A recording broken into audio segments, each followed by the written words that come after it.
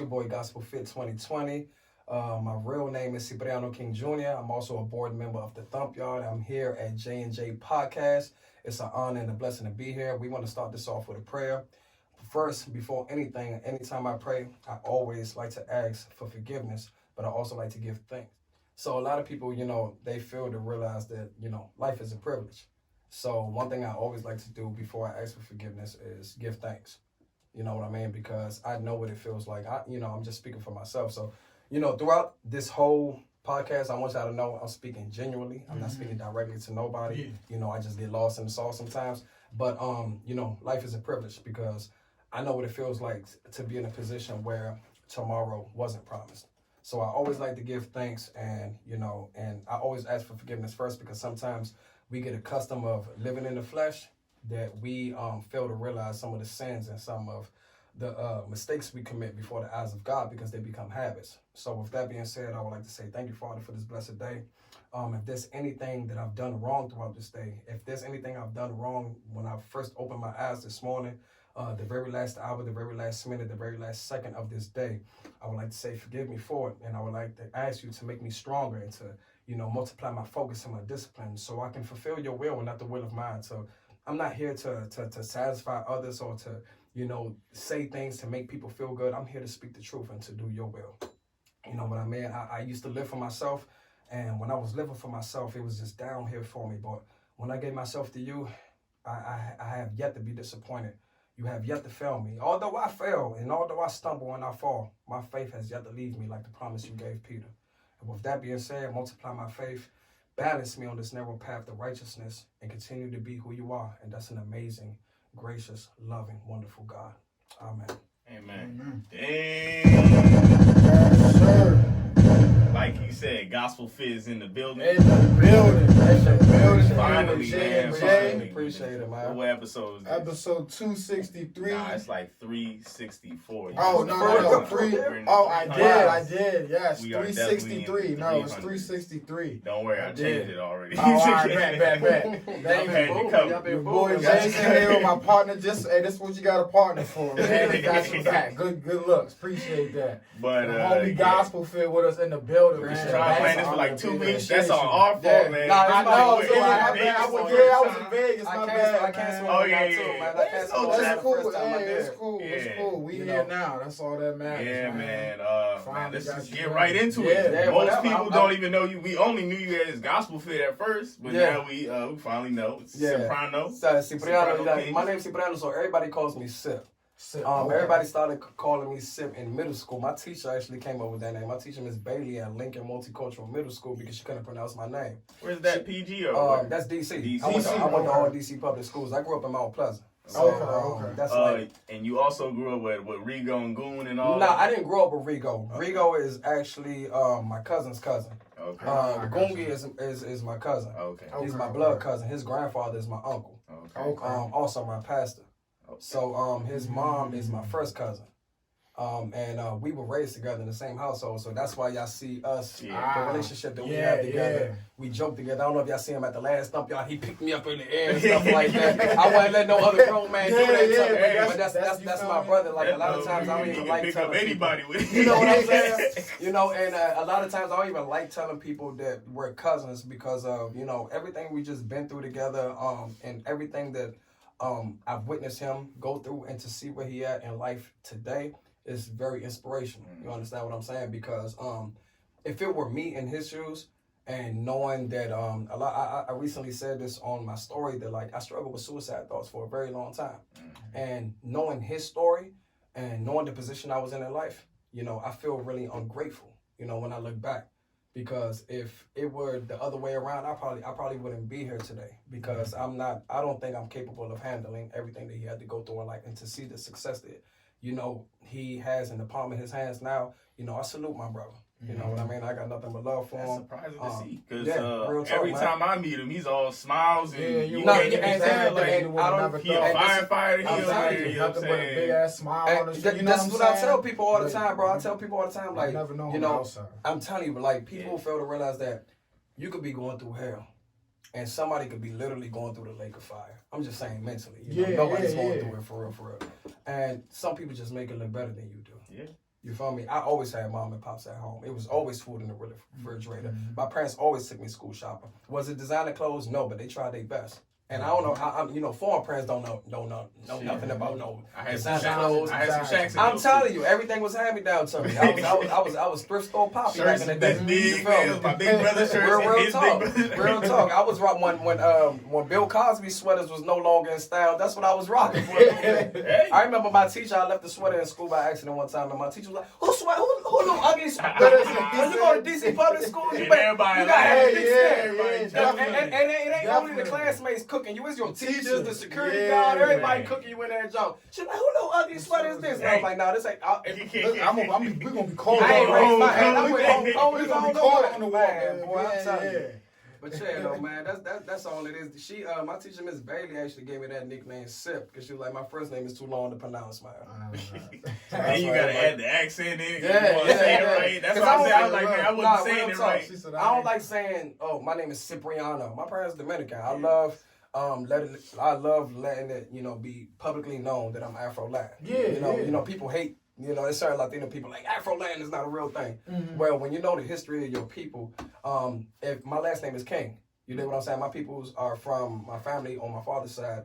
They're from a place called Samaná in Dominican Republic. They were slaves in North and South Carolina and also in Mississippi who heard about an opportunity of being free slaves in Dominican Republic. So these slaves got together and they found their way to, I don't know if it was the Underground Railroad or not, I'm just paraphrasing. I never heard it was the Underground Railroad, but they found their way to Philadelphia, caught a boat to Dominican Republic. Frederick Douglass actually, spoke on the podium speaking of the liberation of these Geechee, the Gullah Geechee slaves in Dominican Republic. Wow. My family was left off in a tobacco plantation. You dig what I'm saying? So that's why when I tell people, they're like, "You ain't Afro-Latin," I'm like, "No, I'm Afro-Latin, bro." You dig what I'm saying? Because I know the history of my people. You dig what I'm saying? So I'm highly proud of that. Yo, you just gave us a history lesson. Yeah. This man's a real live Geechee. For real. Like, I don't know if you watched Godfather of Harlem and all that. Yeah. He's a real Geechee. No, bro, like my pops didn't learn. My dad was born and raised in Dominican Republic, and he didn't learn how to speak Spanish until he was 2 years old. My dad was in the second grade at age 12. You feel me? They was raised in the country, like on a real tobacco plantation. Like my pops know how to raise bees. My pops make lollipops for his grandchildren out of raw honey. Wow. My dad, real country. If you go to my father's house right now, he working in the backyard or something with a machete. He rarely use mechanical tools. He old school power with it. stuff. Real old school with it, man. He probably still gonna be moving along. I was about to say, he gonna beat me with my handsaw. He using the same like Gungi grandfather. Like he's in his 80s. But he'll sit right here and shadow box with you like he's 15 years old. Like the energy is real. Like it's because what they put in their body. That's why I be trying to work out every day and eat right because I'm like I want to be like that. It's all about eating right though. I tell people this all the time. Like I remember I was doing like 300 sit-ups a night, but I wasn't getting results. And then my man was like, you can do 1,000 a night, but if you're not putting the right minerals in your body, you ain't gonna see a big change in your system. And it's not meant for melanin people. It's certain things is not meant for us to put in our bodies. You dig what I'm saying? That actually confuses the genes and the minerals that our bodies naturally produce, but a lot of people ain't ready to have that conversation. That's what I'm working on. Let us know right some now. of the minerals right now. That's why I'm always talking about CMOS and detoxing and all this other nonsense. And like the reason why I'm not really big on medicine and stuff like that. Let's say for example, right? I don't know if y'all saw on my Instagram within 2021 period where I was in the hospital at like 3-4 in the morning. I kept on having urine urgency, right? And I wouldn't stop using the bathroom. I couldn't figure out why. I thought I was powerlifting too much to a point where I went from 184, 85 pounds to I was like, I'm gonna take a break from working out because like the lifting is really affecting my body. I'm like, what's the point of looking good if your body don't feel good? You dig what I'm saying? So, I was going to the hospital. They recommended this medicine. Me, I'm not big on medicine, but if it's like I have no other choice, you feel me? So then I took the medicine. The urgency never went away. It kind of calmed it down, but then it came right back after the medicine was done. So then I went back to the hospital. They started doing CAT scans and all this other nonsense, and nothing was working. I went back a third time, and the doctor, she got smart with me. Like, I don't know what you're doing, boom, boom, boom. It's like, you talking about you don't know what I'm doing. I don't know what you're putting in my body. Yeah. So you know what I'm going to do? I'm going to sit back, not take this medicine that you recommended for me to put in my body. Because anytime my doctor give me a medicine or anything like that, I do research on it before I consume it. You get what I'm saying? Because I need to know what I'm doing. Just because you got a diploma or a degree and you say, oh, this is this and that and that, whoa, whoa, whoa. My father always taught me, think for yourself. Yeah. You dig what I'm saying? Some of them be getting paid to try to, you dig what I'm saying? But at the end of the day, their job is not really to heal you. Their job is to make you another client. You feel me? It's like, look what happened to Dr. Sabi. Look what happened to Nipsey Hussle. Look what happened to Nick Cannon. When he was really about to put out the documentary for, you don't hear him talking about it no more.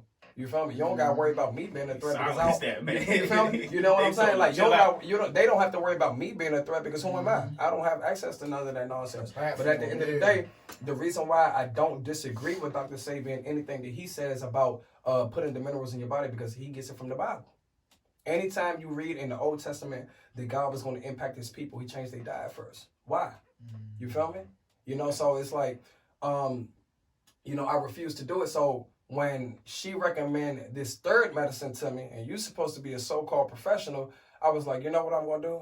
Yeah, I hear you, Doc. I appreciate your help. Thank you. I appreciate it. God bless you. I'm going home. Let me study what I'm consuming. So I started studying, okay, I eat a lot of berries. You know, the antioxidants, they carry a lot of acid, but I drink a lot of coffee. You know what I'm saying? They said anything, you know, I love coffee too, but I haven't drank it in 3 months now, you know, due to the fact that, you know, what it was doing to my body. So, you know, I go home, I tell my wife, I said, you know what?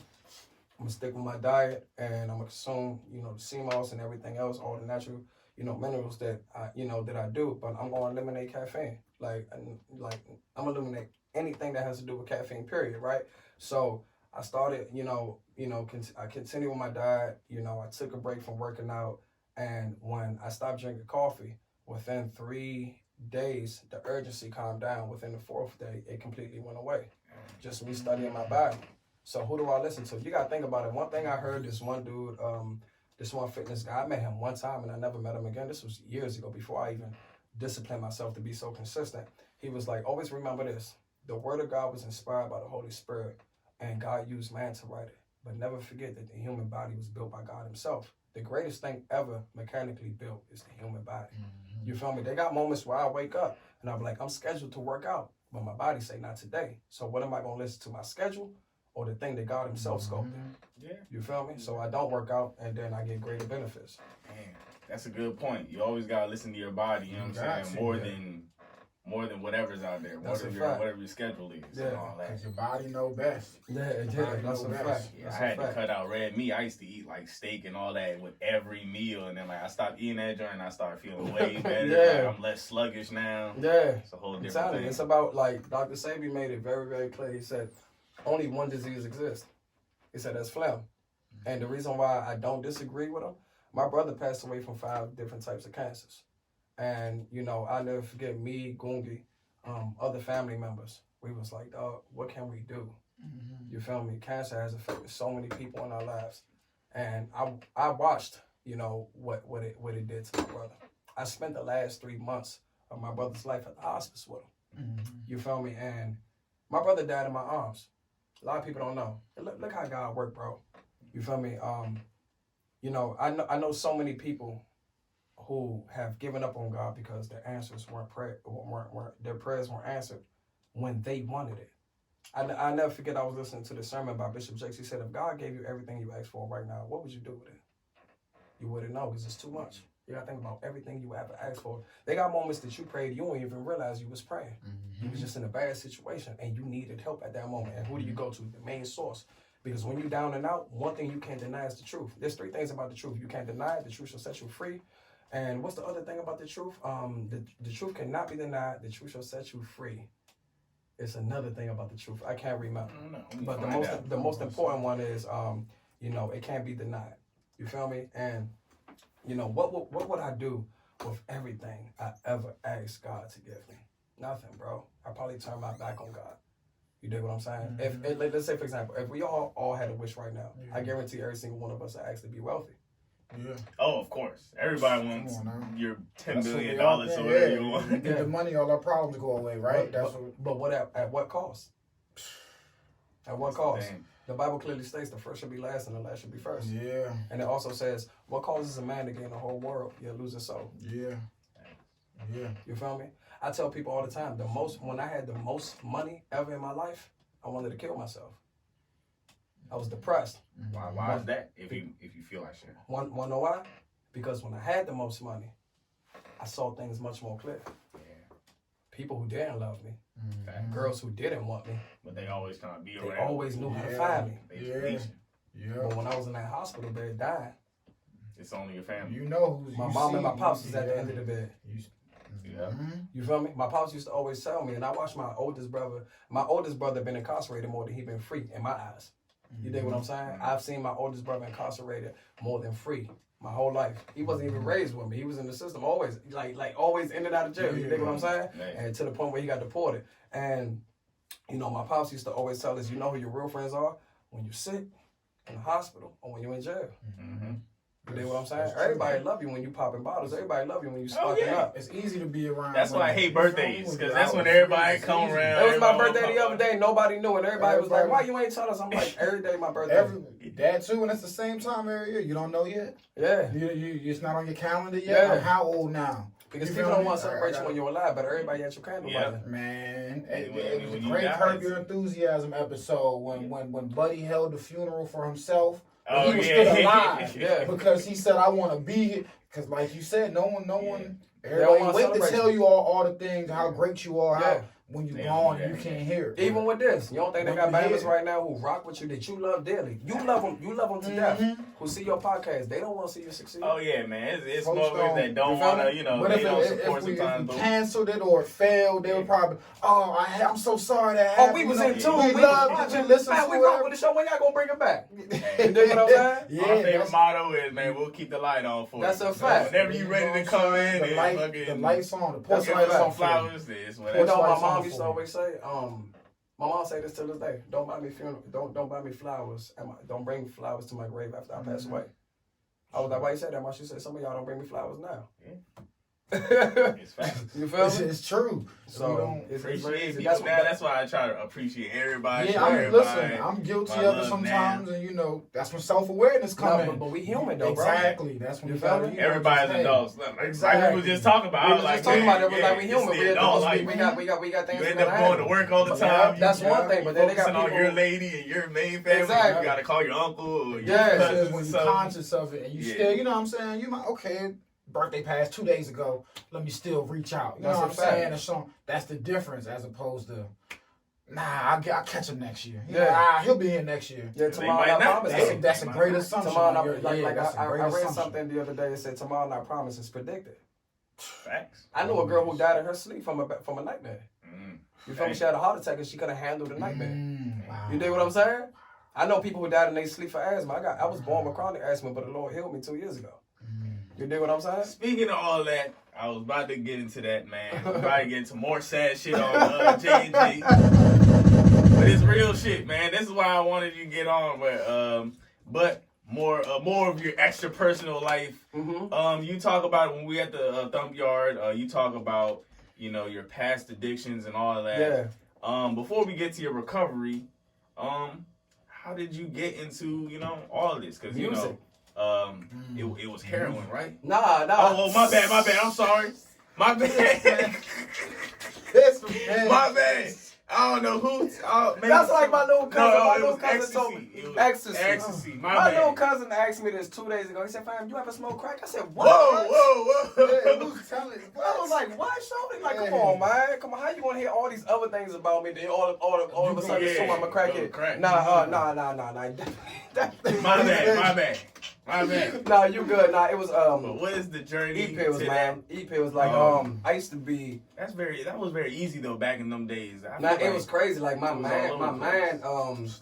you know, what's so funny. I used to be that friend who used to always tell my friends, "Don't smoke weed, don't smoke cigarettes." Right. You know, I was always raised in the gospel. My mom used to be one of them Latina ladies in D.C. with the megaphone. I see my mother get harassed by police for not for preaching the gospel. So when people ask me, "How do you have so much heart and how are you not ashamed?" I'm like, "Son, I watched my mama get harassed by police for preaching the gospel, the truth." I always tell people all the time, the two most hated things in the world right now. Pay attention. The two most hated things in the world right now is the true gospel of Christ.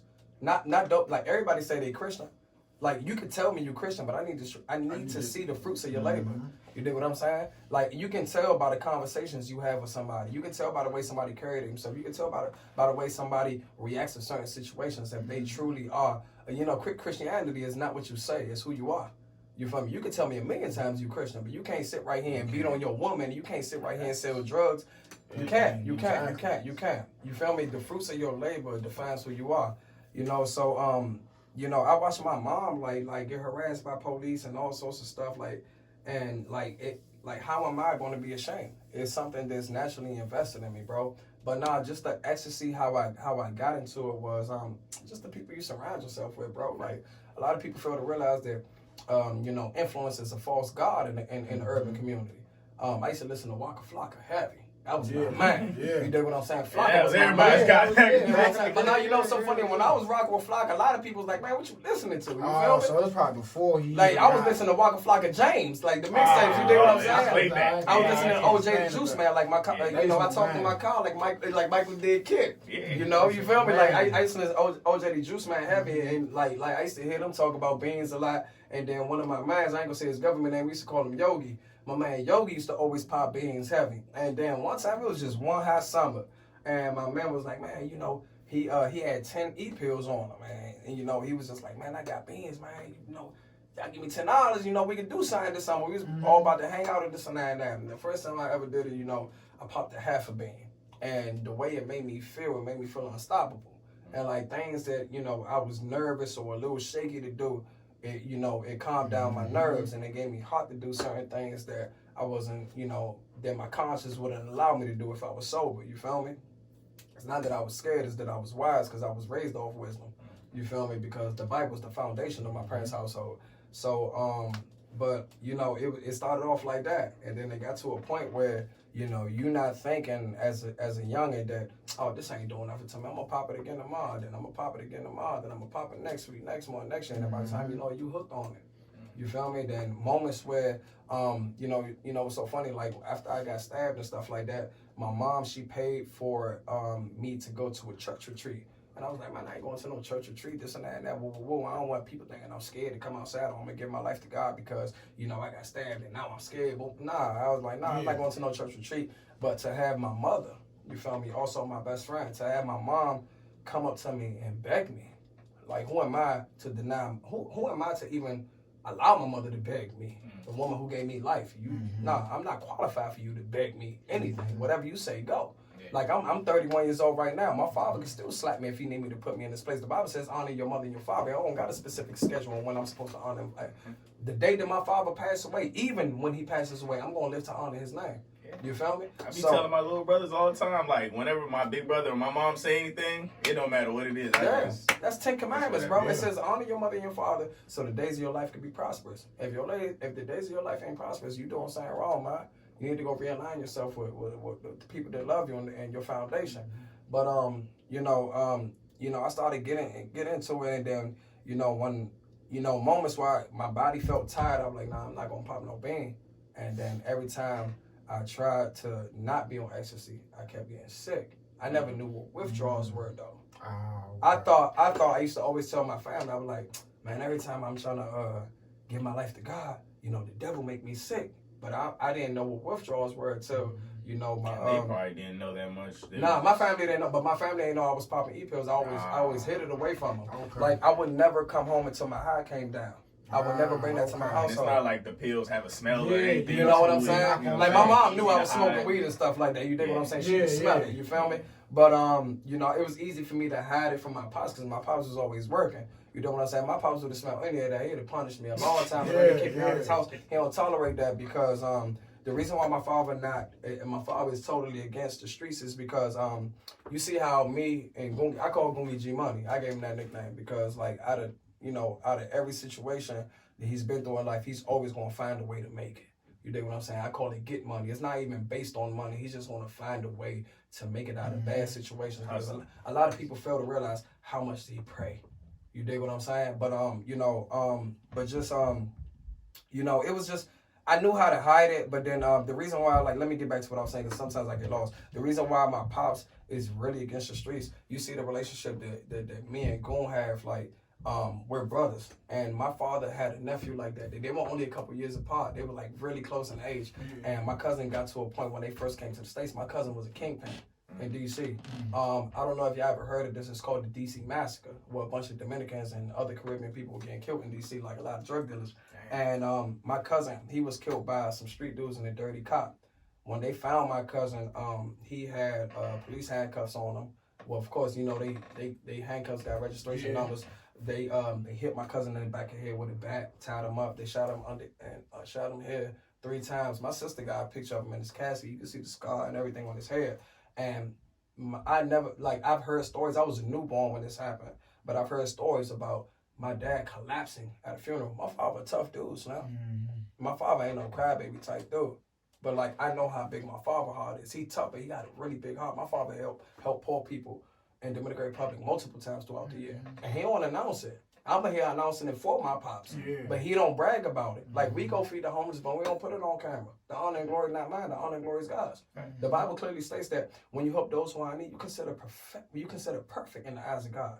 I never thought anybody could be perfect. But it's only when you genuinely do it. They got people who do it to be seen. They got they got people who do it to say, "Oh, this gonna get me to heaven." No, it ain't. They try to get it on YouTube or Twitter or Instagram. So everybody can see that I did something good. I need y'all to see it. But I'm not against everybody who do it though. Want to know why? Because I know if one person see it, it's going to inspire the next to actually do it. I mean, I'm not against it because still the homeless is still getting fed or whatever, but you just look like a goofy. Yeah. They got certain people who do it like, look at me, I'm helping. You know what I'm saying? You can do it in certain ways. You can do it. You can be in a much more humbling way. You feel me? Yes. But not only that though, when my oldest brother, you know, he was in the streets and stuff like that, like growing up, you know, he wasn't able to keep his dirty money in the house. He wasn't able to keep his, you know, his work in the house or anything like that. So he kept it at his Connect house.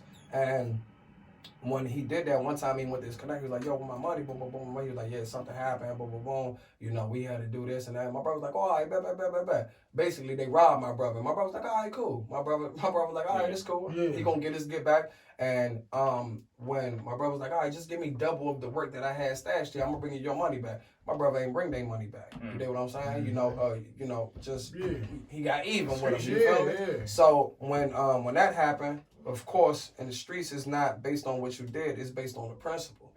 You feel me? That's why, like, this generation, a lot of these youngsters be doing reckless stuff, and they're like, oh, you take it too serious. I come from a whole new different generation. Slim, y'all little Bama's, y'all be getting away with everything. Y'all couldn't get away with that in my generation. I be seeing a lot of these Bama's, they be walking around with red bottoms in the hood. You couldn't walk around with Jordans being formed when I was growing up. Boy, lucky these days, man. Everybody got an iPhone and everything. I'm dead serious. They be walking around with Gucci, Fendi, and all that in the hood. They got the good stuff. The most dangerous thing you could have had on in DC growing up was a North Face on your back or some fresh J's. You was getting smoked. There was some shoes I ain't go buy because that was like, man. I had a Columbia throughout high school. I ain't get a North Face till after high school. My parents ain't want me having a North Face. Man, it's either you wear that joint and you have to be on your P's and Q's at 24/7, or you just wear some regular old J's. And you can go along with your jacket. I was raised off the thrift shop, man. You know what I'm saying? What's that? 5-star jacket. I wanted to get them little $350 foils, but I was like, man, everybody getting their ass beat for these foils. You got the roll deep. I watched somebody get them taken off his feet, bro. You know, and they'll rob you. They'll be like 5 deep, taking one pair. And they all gonna wear them. Even the ones that don't fit him. He gonna ball his feet up. Because I'm telling you, pairs of socks, find a way. To be crazy. But yeah, to your point. Nah, but my bad. But like we love this. Keep it going. When my brother actually, you told him give him double the work. When it was time to pay up, he never paid him. My brother told him the same thing. He told him, oh, something came up. You feel me? So when that happened, I was a newborn. Around this time. This was after my big cousin got killed, and this wasn't my dad's nephew. This was more my dad's little brother. You know, I don't know if you got a nephew or anything like that your mama raised. You feel me? You know what I'm saying? He's your nephew, but that's your little bro. Because big sis or big bro not even around right now because they got a situation. You know what I'm saying? That's how it was. My cousin was raised at home with my brother in the country in the Dominican Republic. My father used to walk around barefoot. You know what I'm saying? That's why I tell people, like, when I say I come from nothing, and it's not that I don't literally come from nothing. It's like I'm proud of my parents to know where they were in life and to see where they at now. Now we not in no mansion, but guess what? It's better than walking around barefoot. You dig what I'm saying? Compared to back home, a third world country. You know what I'm lights saying? coming With the on lights and coming off. off and then the water always cold. You dig what I'm saying? But you know, when that happened, these dudes came to my parents' house and had my whole family at gunpoint. Dang. They came deep.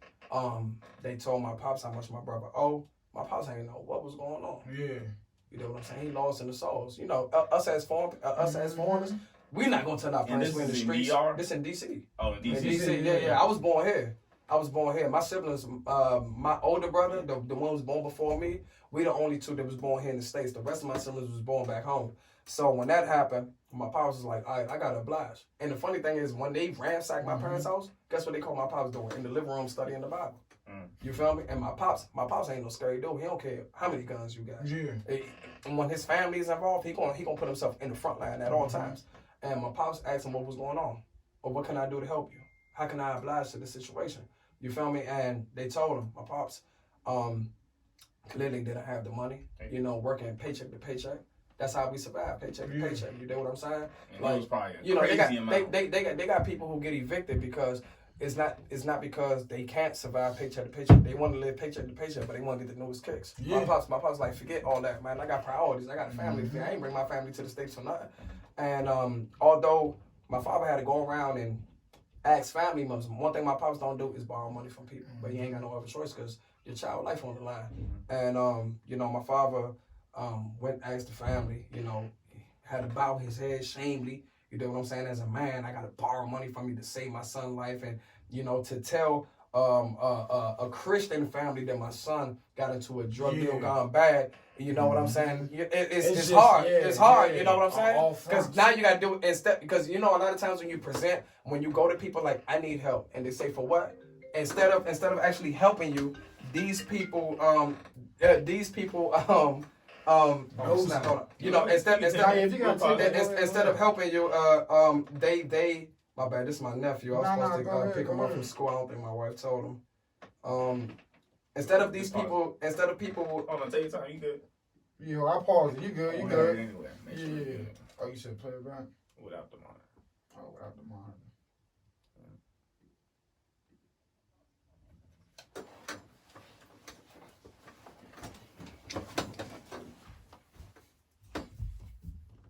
Perfect. But I be having You good? PTSD. Yeah, I'm ready. All right. I swear I be thinking I never hit record on the phone, bro. Whole time I'm talking, I'm just looking like, bro, if I ain't hit record. All right. You ready, JC? Yeah. Tell me when to tag you when. Tell me when to go. Tell me when to. Nah, let's just go back before you got the call. Oh, all right. Tell me. Probably right. Nah, maybe like right here.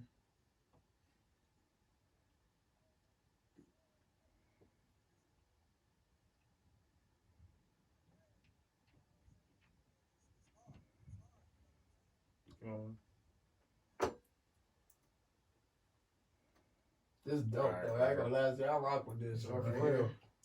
All right, but so yeah, you know. So like I'm saying, like you know, instead of people understanding the situation, they rather judge you and have an opinion and criticize. Oh, I can't believe your son. This and that. Imagine going through all that. You feel me? And then, you know, he got to swallow his pride and be like, yeah, we're going through this. I just need the money. And then he paid the people double. You feel me? But my pops, being a wise man that he is, he sent my brother to Dominican Republic because he knew they was going to kill him anyway. Because of principle. Yeah. You feel me? Respect is everything. Whether you get it or like whether you pay it or not, you still gonna smoke because you played with me. Yeah. You played with me. You can't play with me the way I'm playing with you. I'm the Don. And then they had to work to go get it. You know what I'm saying? Yeah. You know what I mean? So my pop sent my brother to Dominican Republic. I ain't meet my brother until I was like 11 years old. You feel me? But my brother, when I tell you he was in and out of jail, this is in and out of jail in Dominican Republic. And then when they decided to bring my brother back here when I was 13 years old, my brother was never home for a full 2 years. And then after that, he was never home for a full year. After that, he was never home for 6 months. And then he ended up doing some slight time, and then he got deported. You feel me? But you know, it is what it is, though, man. You know, and a lot of people, I haven't seen. Last time I saw my brother was before he got deported, 2010. When I first moved to Maryland, I moved to Maryland December 23rd, 2010. my sister, his baby mama used to always drive all the way from Jersey, Slim. I respect her for this. To this day, I stay in communication with her because I respect it. Because my own siblings wasn't even doing this for my mama. She was driving from Jersey every weekend, New Jersey, all the way to D.C., back to Pennsylvania, so my mom could see my brother. You feel me? We just said, man, it's always about, you know what I'm saying, your family first. Yeah, always. They take care of you the most. That's a fact. So, back to the E-pill story. How'd the recovery happen? And because most people don't really make it out of, you know what I'm saying, pill addiction and all that. So, how did you do? Man, it's crazy. I got sober by accident. How'd that happen? Real talk. How'd that happen? One my big brother, before he passed away, this is not my brother who got deported, this is my big brother Milton. My big brother Milton was a preacher. He kept telling me, he was like, man, my stomach hurt. My stomach hurt. Told me the first day, told me the second day, third day. I see him next weekend, stomach still hurt. He's like, I ain't eat nothing since the last conversation we had. He said, I just been drinking water. I said, you need to go to the hospital, son. My brother eat heavy. You know what I'm saying? I'm one of the shortest people in my family. You see Gone. You see how big Gone is? You know what I'm saying? A lot of other Bama's in my family. At the same time, my father told my mother 4'5", 4'3". That's why my father like 6'2". He's shorter now because he getting old. You feel me? But when my brother got sick, this actually I got sober. When I first got the call of him being hospitalized for cancer, when I showed up, I was drunk. I was on 4 Locos and Hennessy. You feel me? And I used to remember how them 4 Locos. Yeah, them 4 Locos used to hit. You know what I'm saying? I was on 4 Locos, a Hennessy, and a half of E-pill. You dig what I'm saying? And I went to go see him. I never forget. Gone was like, Sip, please don't cry, cuz. I never forget. He was like, Sip, when we walk in there, don't cry. And I was like, nah, I ain't gonna cry, cuz. Man, as soon as I seen my brother in that Jones film, I couldn't take it. And plus, I wasn't sober. You dig what I'm saying? Like, when I used to drink heavy, I used to be an emotional drunk. You feel me? I could be in a room by myself crying, drinking. Because it's just a lot. The reason why I drink so heavy was because I wasn't open. You feel me? One thing people, you know what's so funny? Like, I laugh a lot when people come up to me and they think they know me, but they fail to realize I'm telling the same story over and over again. Because the stories I don't want to talk about hurt too much. And I'm not proud of them to talk about them. You know, they got certain things that I be seeing Bamas that they be putting in their rap lyrics, or they got certain things Bamas be bragging about when they letting their nuts hanging with a bunch of fellas, and I be like, you ain't do it. I know you ain't doing it because your conscience is too clear. Facts. My best friend doing 35 years to life. You feel me? My other homies facing life sentences, and they don't even talk to me about it. So what makes me believe that you gonna sit right here, you free? You free. You out here publicly talking about it. Out in the open. I'm supposed to expect that you believe that you got. That shit is traumatizing. Come on, man. It's traumatizing, Slim. You ain't got no trauma. Tell people all the time when they be like, oh, yeah, I'm ready to do this. I'm ready to. I'm like, no, you're not. No, you're not. You know how many Bamas I know be doing all this talking? When I was a young and growing up in the hood, I used to think the loudest Bama in the crew was the one who really put in work. Like, man, he go hard. You heard what he said? I think so. Man, that's the one that's getting smacked up. Yeah. You dig what I'm saying? He the softest one of the whole when it goes down, the first ones, they hide in there. You dig what I'm saying? But these are the same Bibles who I seen out of experience that they have a pistol on their hip and still get robbed. Yeah. Or they'll drop the joint. You feel me? You feel me? I'm not glorifying shooters or anything like that. Yeah. But don't sit right here and praise a lifestyle that you ain't built for. Because the same ones who I know that's really built for that lifestyle, they don't want to come home to chill back on the block. These Bibles want to come home to their kids, man. Yeah. And you over here praising a lifestyle that they a pistol whip or smack you up that you bragging about, man. Yeah. That ain't nothing cute about that, man. You know how many mamas is crying right now? You know how many people still mourning? Yeah. And you bragging about a lifestyle that people still heard about? I know you ain't do it. That's what I'm saying. You feel me? People glorifying something that's very traumatizing to a lot of people because it's not only just the person that shot or just the person that got shot. Yeah. It's somebody's brother, somebody's sister, somebody's son, grandfather, something. You know what I mean? Or you miss, and that's how kids like, you know. This past summer, nothing hurt me more than hearing about my city. This whole summer, I was so disappointed in my city. You got one of them kids right there. That's what I'm saying. I was just about to talk about that. Nephew. You feel me? I never heard of so many babies getting killed. I'm talking about it was multiple 2-year-olds, Yeah, multiple 4-year-olds, multiple 4-year-olds, 6-year-olds. You months feel in me? that joint. Come on, man. Months. Come on, man. And bro. these the shooters of today. Mm-hmm. Y'all must be shooting with your eyes closed or something, man. Yeah, we see the video. They is. They You know what I'm saying? They go run in the car. But my bad. Let me get back to what I was saying though. Like how I got clean was out of respect for my family. Like one thing about us, if we high or if we too busted, we won't show up to our elders' house in our bloodline. You dig what I'm saying? Out of respect. And plus, these are spiritual people. Yeah. You dig what I'm saying? Like there's certain people in my family that are so in tune with God and their relationship with Christ is so powerful that before you walk in, they already know what's going on in your life. Like it's not assumptions. They got certain people like, oh, you this and that, and I'm like, yeah, you really don't know what's going on. You dig what I'm saying? So when my brother went from being in the hospitals to going through chemotherapy and went from going to the hospitals and, going through chemotherapy and stuff like that, he was placed in the hospice. And when my brother was placed in the hospice, I spent the last 3 months of his life at the hospice with him. I probably went home like 3 times to go take a shower. My family was telling me, you know what I'm saying? Yeah. My family was telling me, go home. You're not getting no rest. You're not eating. I said, my brother not eating. I don't want to eat neither.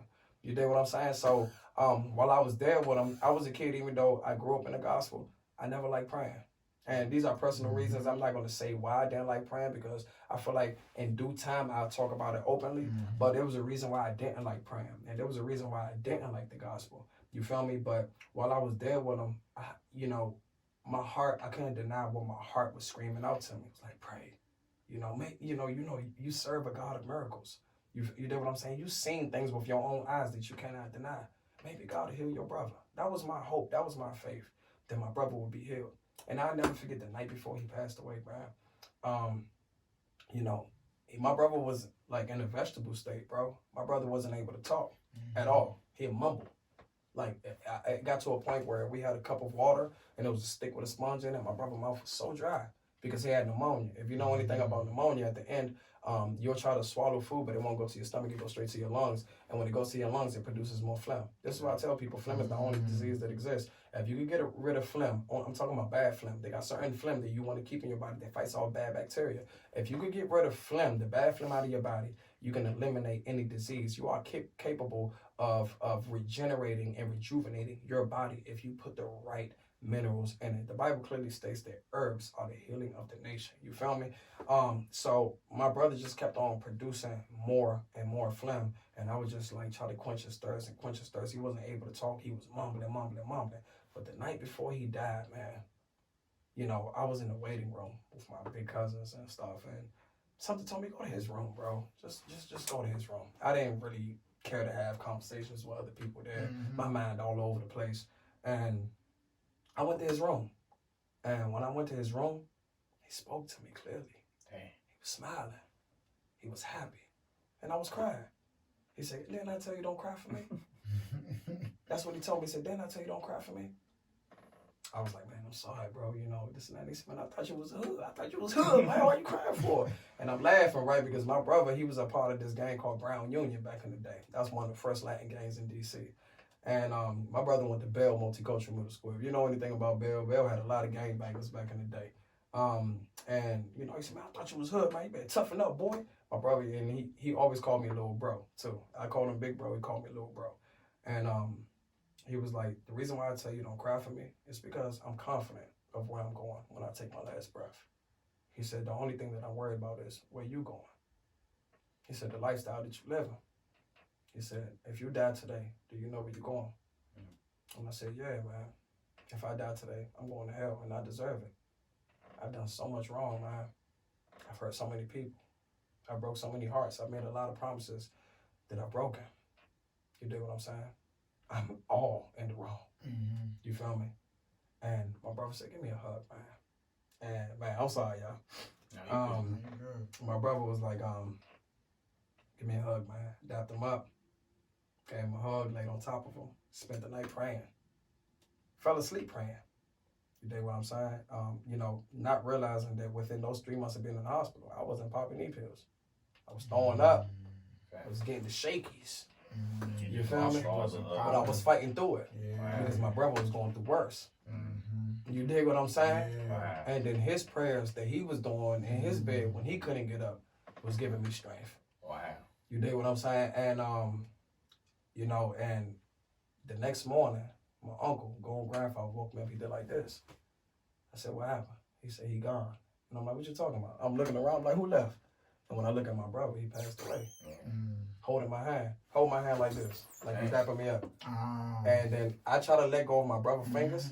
The human body is stiff when it passes away, bro. When I try to let go, I couldn't. I had to take 2 fingers and bend every finger one by one. Dang. I had to pry them off. My brother was cold, man. Hey.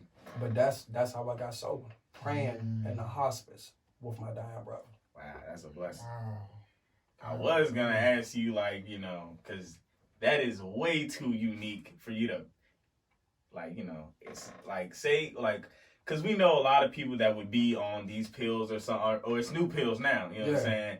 And some people didn't make it. So what would you say to somebody that's trying to, you know, get to recover, or like somebody that's a parent trying to get their kids to recover or Off something? of any, don't give up. To be pills off of anything. Don't give up. It doesn't happen overnight. I've tried millions of times.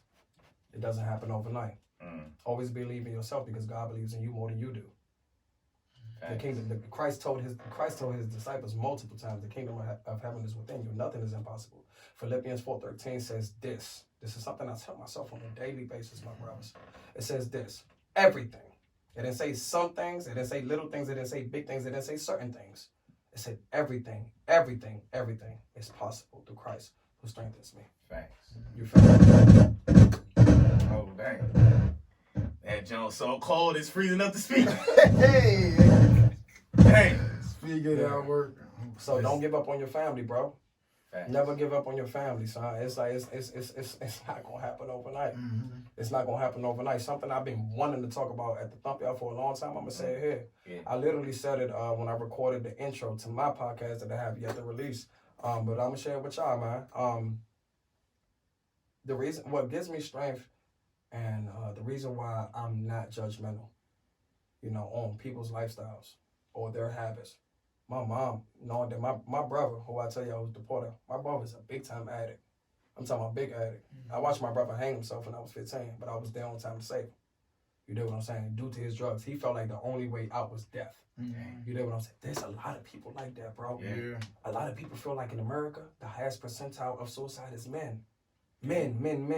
And there be a lot of men going through stuff with their baby mamas. You know what I'm saying? Us as men, we keep a lot of things on the inside. Right. And you know, we be in relationships and our girl be like, what's wrong? They don't know what's going on. We traumatized. We be going through it. Yeah. And us as men, you gotta thug it out. Nah, I need to talk to somebody. I need somebody to talk to, bro. A lot of people ain't got nobody to talk to. Don't give up on your family. Don't give up on your friends. A lot of times it's frustrating. It's very frustrating. I know, and especially seeing the person crash over the same thing. Over. Pay attention. A lot of people crash not due to 5 to 10 habits. It's always 1 or 2. It's always 1 or 2 things holding you back. Don't give up on the people. Love is power, bro. Love is power. When my brother hung himself, you know what happened? It was like a love. I gave up on him that day. I never argued with my brother, ever. My big brother. My my 2 oldest siblings, I never argued with them. I feel like I'm not qualified to because I was raised to respect them. You know what I'm saying? Those are the heir to the thrones. You dig what I'm saying? So like, you know, that day, my brother, you know, him being an addict, he used to always steal from the household. Like not trying to be funny. Like Ezel stealing the TV, but my mom used to steal everything. He'd never steal from moms though. It's something about mom Dukes. He won't steal from moms. He done stole credit cards from my father. My brother was the president of the youth. He done stole money from the church from us in the house. You dig what I'm saying? All sorts of stuff. You feel me? And you know, my dad, for the very first time, like I said, in high school, I had a Columbia jacket, right? My brother stole that joint from me. The first. You know what it is for your parents to buy you anything designer? Foreign parents to buy you anything designer. And like my brother, he stole the joint from me. So when he tried to dap me up, I was like, man, don't dap me up, Holmes. And he was like, man, why you coming at me like that? You ain't never come out. I was like, man, you stole my jacket, cuz. You won't leave the fleece? You think I'm gonna just see the fleece and not my jacket? Boom, boom, boom, boom, boom. And I'm arguing with him. And he was like, and this was his last words to me. He was like, I understand everybody turning their back on me. He said, but not you. And he grabbed the TV controller, he threw it across the room and walked out. 2 hours later, the neighbor banging on the door. You feel me? And she was like, man, I think your brother trying to hurt himself. And I ran to my dad. I'm in my drawers. I'm 15. I'm in my drawers, right? And my pop's like, go get him. And me and my other big brother, we go run. My brother go to the front stairwell. My father was the maintenance man in the building we grew up in.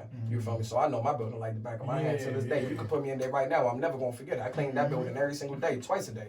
The one in DC? The one in DC, 3115 Mount Pleasant Street, apartment 302. I'm looking for him and I catch him. When I catch my brother, he hanging like this, leg swinging. And it was only a matter of time. When I grabbed my brother's legs, he already pissed himself. All it needs was one release. One. It's always two releases. That one last one is over. You dig what I'm saying? This is why I tell people, if I would have been a little more loving, if I would have been, even though my brother survived, if I would have been a little more loving, a little more patient, he would have never attempted that. You feel me? All you need is one person who truly, genuinely loves you in your life. And that's all the hope that you need. You dig what I'm saying? I tell people, be patient, be loving. Because one thing I know about love is consistent, because the Bible says that God is love. I'm not talking about the love that this earth and this world has to offer. I'm talking about one true love. God is consistent, bro. You dig what I'm saying? I have yet to give up on myself because he has yet to give up on me. I woke up today. Yeah. I woke up today. The Bible says that his love and his grace is renewed and restored in our lives on a daily basis. So what happened yesterday, I can't take it back. I apologize. You dig what I'm saying? But I'm not going to get on my knees and kiss your backside for you to forgive me. If you don't forgive me, that's on you. I'm here to move forward because God gave me another opportunity to live today. There's nothing I could do about yesterday. I can only focus on now and plan tomorrow. Facts. It's working again. It's working again. Goodness. It's working again. Man, that's all glory to God. This bro. is one of the best episodes It right is. now. We ain't even talked about no boxing yet. I was going to say, I'm going to go ahead and switch gears. Are you in the new documentary that's going to come out? I don't think so. I don't know. I'm not sure. I was about to ask you about working out. I was about to ask you about working out. Because the we push-up got contest. we got the gospel part. Now we got to get to the fit part real quick. That's how I quit alcohol. Okay, working out. Working out. All right, when you first, what year was it when you before first we got go into on it? that, I'm sorry. What How you long got? have you been sober? From e-pills? From anything. You know From everything, it's been, believe it or not, almost 2 years. Almost 2 years. Almost Right, 2 years. that's what's up. So Almost you 2 stopped years. the e-pills first and then... I stopped e-pills with my brother. I stopped e-pills and PCP with my brother. And when was I that? actually smoked water too, 2012. 2012, right? 2012, I was living around this neighborhood called Ridgecrest. Shout out to all my Ridgecrest brothers, man. The whole 1275 top shotters. I was living around Ridgecrest around that time, man. And I used to get it in with my men out there. You feel me? They ain't show me nothing about it because I always had family that live around Ridgecrest. But one thing about me, any neighborhood I live in, I'm coming outside. Yeah. You feel me? So me coming outside the first day, growing up in DC, I'm coming outside. I got ADD too, so I'm bored easily. I be bored. That's how families used to always get into trouble. I gotta keep myself busy. I gotta keep myself busy to stay out of trouble. You feel me? And like when my brother passed away, probably 3 days later after the hospice, leaving the hospice, I was smoking water out back of the junk, and it's just I couldn't do it no more, man. I was just crying and hitting the water, and I just put it out, bro. And I never looked back, man.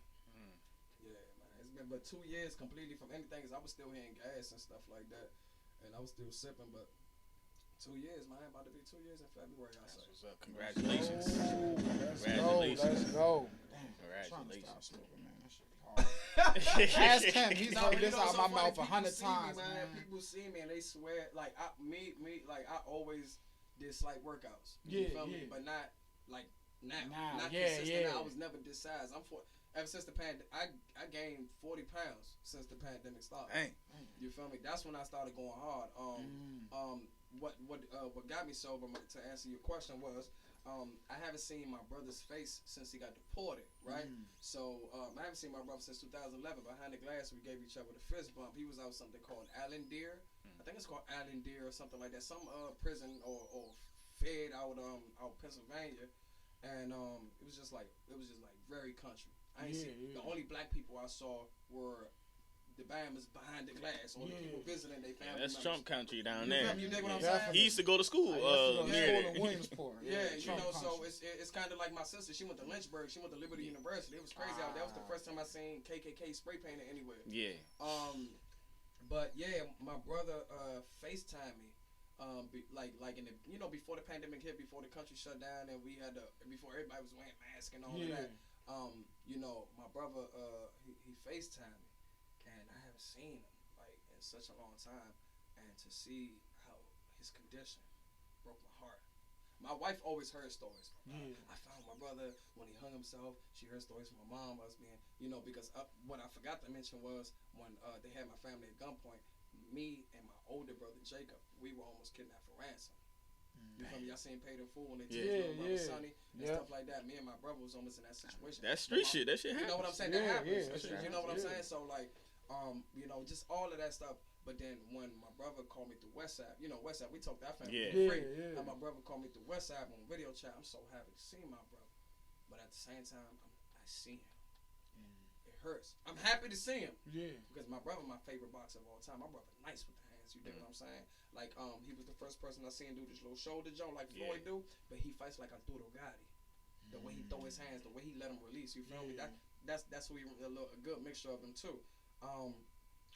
Seeing his condition, excited to see him, but I'm heartbroken at the same time.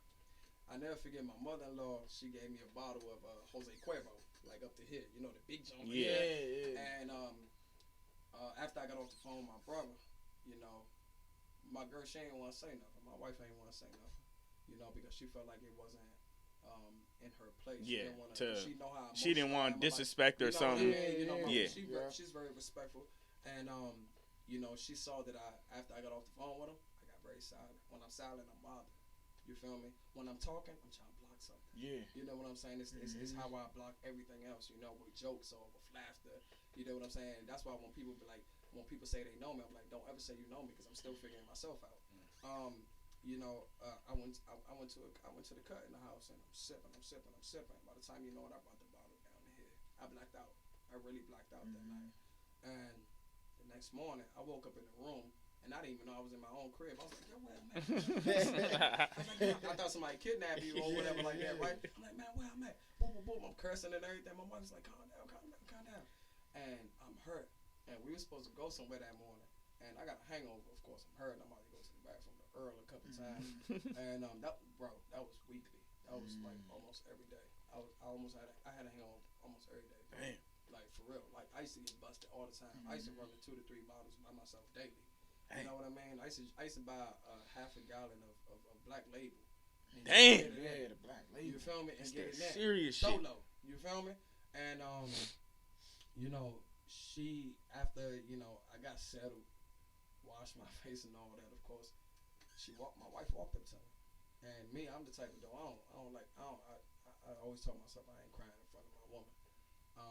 But her only words were, "I get it now. I understand now," because she saw it with her own 2 eyes. Yeah. And she was like, "I get it, and I'm sorry for not understanding." And like me, I'm trying to be tough. I'm like, "What you mean? What you get?" And I'm like this. But my eyes getting watery, showing it because we know that joint. That's what I'm saying. You start to like you try to look up a little bit. I'm trying to Hope it's gonna run back down in your eyes. I'm trying like this. I'm like, "What you talking about?" I'm crying though, Slim. And she was like, "It's okay." Yeah. And you know when they say it's okay, the worst somebody could do is give you that first pat on the shoulder. That's when all that That's joint when gets started. everything, you feel The me? flood. I'm telling you, the whole man, and then I'm crying, and then my only words were, if my brother doesn't change his life, he's gonna die. Drugs is gonna kill my brother. So that's the condition you was talking about. Like he would like you could see his face or whatever. Now, Or? I saw how bad he looked. My brother back in the day, he was a functioning addict. Now he just looked like a straight addict. Damn. You feel me? And after I told her, if my brother doesn't change, he's gonna die. I told her I don't want to be what my brother is to his son and my daughter. I'm not a crackhead. I'm not a cokehead. I'm not a lot of other things, but I know I have a habit, and at the end of the day, no habit is greater than no other if it's affecting your household. You know what I'm saying? I'm an alcoholic, so what am I going to do about this? So with that being said, one day I went to a family get together on her side of the family, right? And I was there. I dressed nice. I'm smelling good. Got a fresh cut for the occasion, but I wasn't comfortable. I was out of place, and this is where I tell people. I don't know if y'all saw my story about filling the void. A lot of us don't know what the void is. We think the void is depression. We think it's anxiety or stress. Nah, it's the throne within you where God is supposed to dwell. You dig what I'm saying? We try everything in our power to fill this void. Drugs, women, materialistic things, but it never makes sense. It's never enough.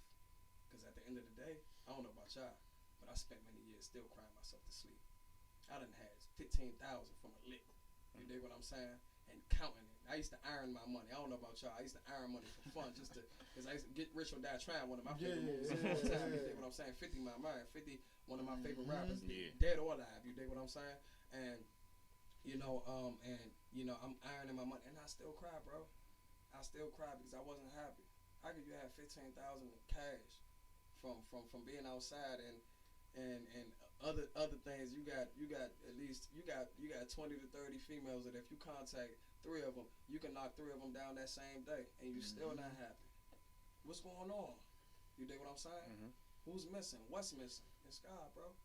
You dig what I'm saying? So like, when I told her I don't want to be what my brother is, son to my daughter, while we was at that get together, I walked up to my wife. I said, "Mommy, I gotta go."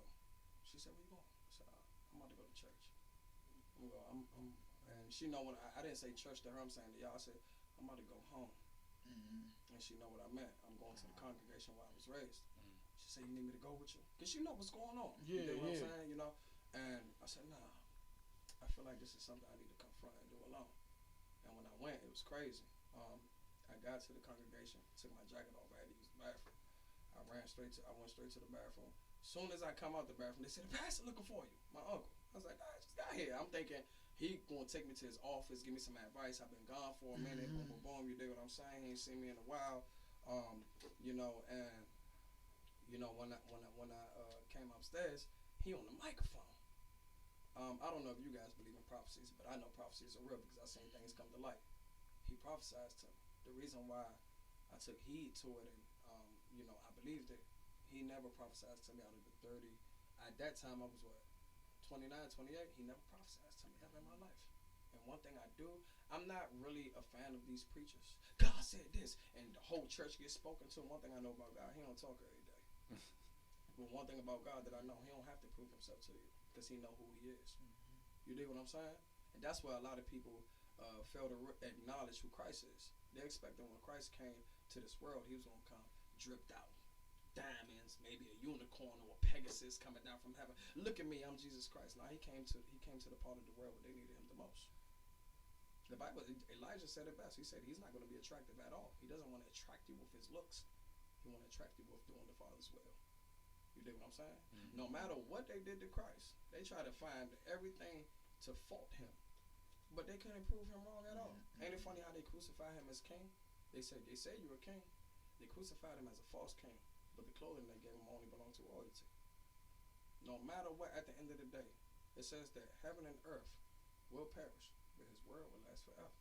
Okay. You dig what I'm saying? So when I got there, my uncle prophesied to me. And, it meant a lot to me. My whole life. I've been spoken to by many, men of God and women of God, but not him. Not the man who my father looks up to. You dig what I'm saying? So it meant something. Yeah. It's my dad's big brother. And a man who I've watched my life, and I know you're a man of God because I've seen you at the altar, and I've seen you in your comfort behind closed doors, and you still the same person. They got a lot of people being an altar preaching, but then when you go to a restaurant or something, they like, turned up. Wait a second, sir. It's the same person. What? This the same dude that just they told grab us? it on joints and everything. You dig what I'm saying? I done worked for certain ministries that I had to leave alone because I'm like, when they find out about you, they gonna say the same thing about me. I ain't got nothing to do with this. Association. I'm out You're of here. guilty by association. I'm out of here. I gotta get up out of here. You feel me? But my uncle his specific words were, he said, when I was in Central America, because we always do missionary work, we got congregations in Mexico, we got congregations in Central America, we got congregations in Dominican Republic. When he prophesied to me, he said, God spoke to me when I was in Central America. And he said, the Holy Spirit told me to tell you that I'm waiting for you in the altar. And for my uncle to say that to me, I didn't even wait for the preacher to go up. My big brother was the preacher of the night, actually. I didn't even know he was preaching. I said, I got up in front of everybody and interrupted the service. I said, I came here tonight to give my life back to Christ. You feel me? That's so I ran to the altar, bro. I didn't waste no time. I ran. I literally ran. I physically ran. I'm dead serious. I ran straight to the altar. And I cried. When I got up, I hugged everybody. That's home, man. That's home. And then, what's so funny? When I went home that same night, I was supposed to pray, and I didn't. I I was supposed to pray the next day. I did. I was supposed to pray the next week. I didn't. It took me a month to confront myself of being full of it because I knew I was full of it, bro. I had to confront myself, and it was, son, bro, I lie to you not, man. That has to be top 5 most amazing and most powerful moments in my life because it did not only impact me, it impacted my wife. You dig what I'm saying? When I decided to get on my knees, bro, the Holy Spirit never, ever touched me the way that it did that day. Shit. I'm telling you, man. When I decided to pray, I was baptized in the Holy Spirit by speaking in tongues. And my wife thought it was multiple people in the bedroom. And I'm like, how do you think it's multiple people in the bedroom? I don't bring nobody to my bedroom. My father always told me, that's your sanctuary, that's your altar. Everybody not welcome there. It's just you and your wife. That's why I'm intimate with her. Why would I bring anybody into my bedroom to chill? And, I'm right there and I'm praying. But the Holy Spirit hit me in a certain type of way. And when she felt the presence so powerful, she covered her face with the pillow. And all I could hear her cry. But I was so focused on what God is doing with me, right? And in the middle of all that, I caught an asthma attack, right? And I'm like, excuse me. I'm like, how is God touching me? But I'm having an asthma attack at the same time. I know the enemy isn't satisfied because one thing he does not want you to do is fulfill your purpose. Who is his biggest threat? Us. What is your greatest weapon? Your tongue. And what is the most powerful thing that this world has to offer? Knowledge, true knowledge.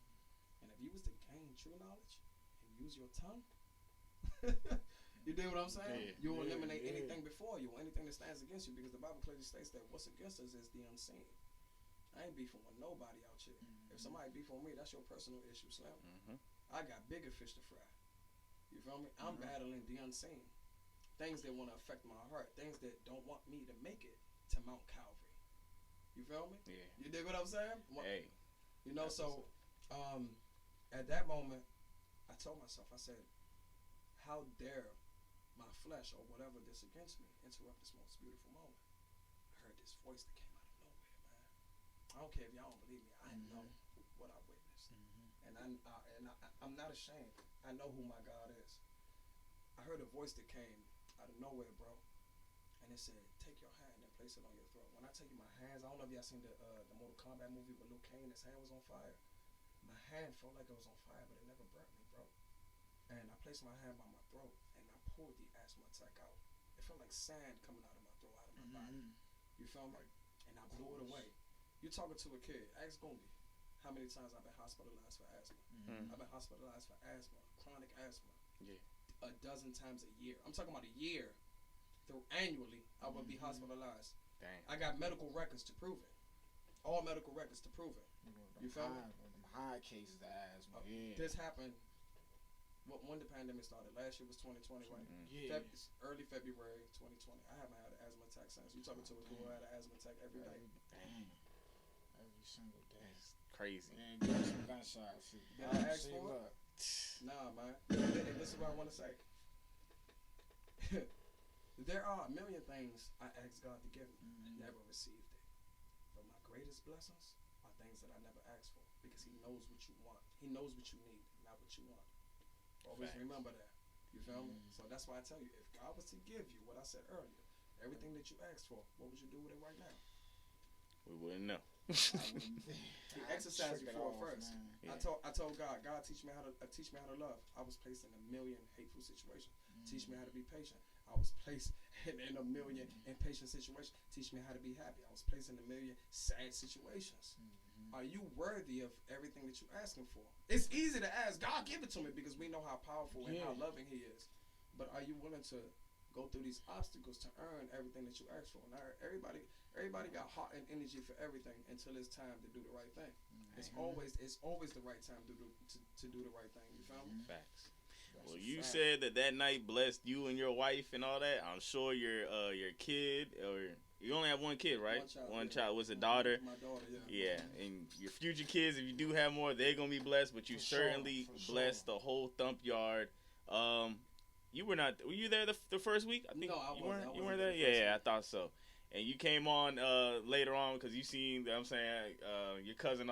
No, first of all, that first fight with Lester and all that, I was telling Lester, I was like, first fight G had when, like, G the was very- fighting Lester. The only fight, Oh, the I only wasn't time there. he I was fought. there. Yeah, you wasn't there. You wasn't there, but when he was, I was like, this boy Lester's crazy. I tell him this all the time. I was like, The yeah. only Hey, person hey. out there with boxing, he had the boxing shoes. I said, I said, No, no I tell way, people all the bro. time, I lie to you not. And this Catch was, a right we were, from we him. were 15, 16 when he was doing this.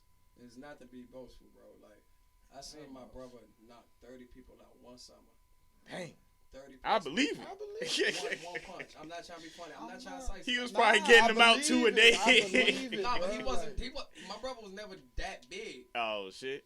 Look, Cause he a firefighter now too, No, so that yeah. you know. no, that- he got big in 2009. Oh, okay, For, okay. you know, so I swear everything. I tell people if I could go back in time and not crack so many jokes. One thing about me, I love Jones. Like if you could ask them, You from DC? I love You Jones, had know to what I'm if you saying? wanted to make it out. Like you know what I'm saying? So like, you know, I feel like all the chess jokes I used to make fun of him. Like Oh, that's probably what pushed him in the gym. Dog, Yeah. this man disappeared for a year and a half, right? And this was when I was at my prime, like outside, right? This man, he called me one day. He was like, "Hey, I'm about to be at the house." I'm like, "All right, bet. I'm out front." He was like, "Yeah, I'm at the top of the hill."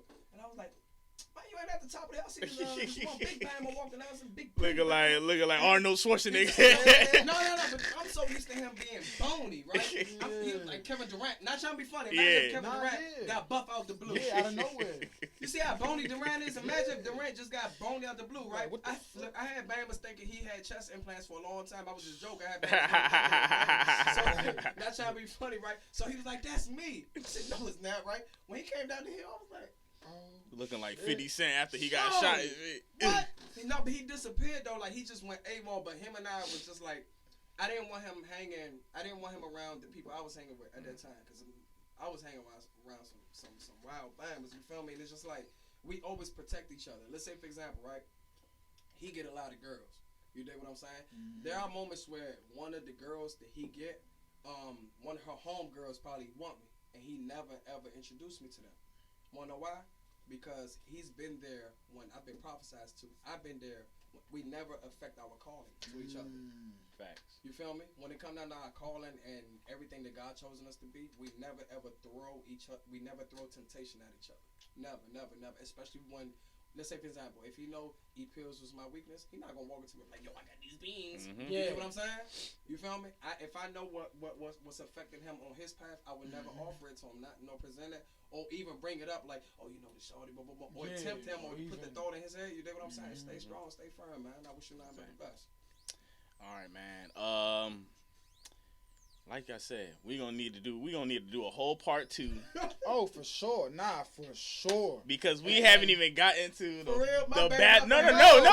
bad. This has been one of the best perfect. episodes Yeah, for yeah, real. Nah, don't apologize. For real. Man. This is, God, yeah, For this real, is- man. This this joint, is- everybody, man. I already know people are gonna be crying during Yeah, listening to this better this joint. than No, I'm talking about what the we good probably- crying. yeah, You know what I'm yeah, saying? yeah. They gonna be. like the damn. I needed to hear that. This is crying, probably you know gonna be what the I'm first saying? Like, episode that they because- crying on this Nah, joint. it's all Like glory you to They God. said. gonna, man. All glory to God, man. You never gonna know help what people folks is get going through through. addictions and all Yeah, that. you Like never it's a know lot of what people folks is going through. It's all prayer, man. Somebody probably needed Look, to hear what you know- you said today, but just ain't want to ask nobody. You know what I'm saying? Just didn't want to ask nobody. Bro, You know? I'm gonna keep it 100 with you, man. As you can't. It's like how I said, people. You have to. Me, I was a quitter. I quit. Like to this day, I struggle with trying something new. If I failed the first time, I stutter step if I want to try again to get better. Yeah. You feel me? Mm. So there was moments where I was like, man, forget all this throwing up, forget all these cold sweats and stuff like that, man. Where the beans at? Yeah. You dig what I'm saying? You know, and I was just like, but at the end of the day, I had to tell myself, but every time you want to get sober, you're gonna go through this over and over and Facts. over and It's just over. a restart. You know, so I tell people this: the goal is learn to love yourself. Facts. When you love yourself, you put the right things in your body. You take care of yourself. When you learn to love yourself, you learn to love everybody else around you. You learn to appreciate people around you too. You dig what I'm saying? So, you know, there's only one way to love yourself is by discovering the one true love, and that's Jesus Christ. Because the Bible is not his story. The Bible is what you're capable of. You know what I'm saying? I'm sorry, I take it back. The Bible is his story, but it's also everything that you're capable of. It's your story as well. Because you two are one. The kingdom is within you. You dig what I'm saying? He lives within you. It gets to a point that when you declare and you decree things, your body or the world does not hear your voice, they hear the voice of God. You feel me? Because you are his child. You dig what I'm saying? So if I tell my body get clean, my body ain't got no other choice but to get clean. I am the commander of my body because he gave me power, authority, and dominion under everything under his throne. You dig what I'm saying? No one can stop me but me. I am my greatest enemy, but I am also my greatest hero after him. Facts. You feel me? That's a damn fact. But yeah. Part 2, we gotta talk about boxing, thump yard. For sure. We gotta get your top 5 boxes. Part 2, we gotta talk about the Smack DVD. We can talk about that right now. Oh man, we Smack can't. DVD. We already passed. We already been in the joint about 73 minutes. It's about it goes fast, bro. It goes fast. It's been a great episode. It's been a great episode. We gonna need you back right away. Great episode. Nah, for real. How about next Friday, man? Is that too much down. for you? I'm down. Next Friday, let's do it. Look, there y'all got it. Next We need Friday. it. We gonna need the hang part this 2. I'm out. off every Friday too. We need the part 2. Oh damn! All right, yeah. I thought he said we need bars too. I was about to say, hold up. No, Hey, Hey, drop a I was beat. about to say. Hey, we'll drop a big Smack DVD in house. You feel me? I was about to say, don't test us. in house. Don't test us now. Hey. But all right, man, it was good having you, man. We up Appreciate outta you. here. Appreciate you. God Much bless love. every single one of y'all who tuned in, Appreciate man. you. Yep, Real man. talk. Peace be upon us. Any shout outs you have? You know what I'm saying? Shout them out. Man, any shout outs, man? Shout out, first and foremost, man. Shout out to Jesus, man. Yep. Being consistent. Of course. For real. Shout out to him, man. Just not for what he does for me, just for who he is. Shout out to my parents too, because all that I am today is because of them.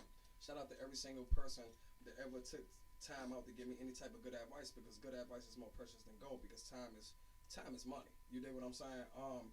Another thing is I want to say shout out to my wife, shout out to my daughter. You dig what I'm saying? What makes a great man is a great foundation. You dig what I'm saying? Like, one thing a lot of men fail to realize, especially men in the gospel, they always talk about how the Bible says that, I'm the head of the household. The Bible says that when you got a good woman, she's your crown and she's the most precious jewel in your chest. I never upgraded or never became great in my life until I got with her. You dig what I'm saying? She taught me how to stay focused. She taught me about finances and a whole lot of other things that I'm still learning. You feel me? And shout out to the Thump Y'all too, and shout out to J&J Podcast, man. You dig what I'm saying? Appreciate you. So, man, just God bless y'all. Keep doing y'all thing, man. I wish y'all nothing but the best, success, prosperity, man. And I pray that every single one of y'all blessings is multiplied. But most importantly, I pray that you guys seek the kingdom of heaven, man. God bless y'all. God bless you as well. Thank you for stopping by. Next week we're gonna have you back for Running this back in 7 days. we gotta finish this 7 whole days. convo up. Yes, what's today? Friday. That means the video. I'm banging out this weekend, Monday, and we're gonna run it back in All the right, week, y'all. man. That's a bet. See That's y'all. a bet. Get it. Appreciate it, man. Appreciate y'all, man.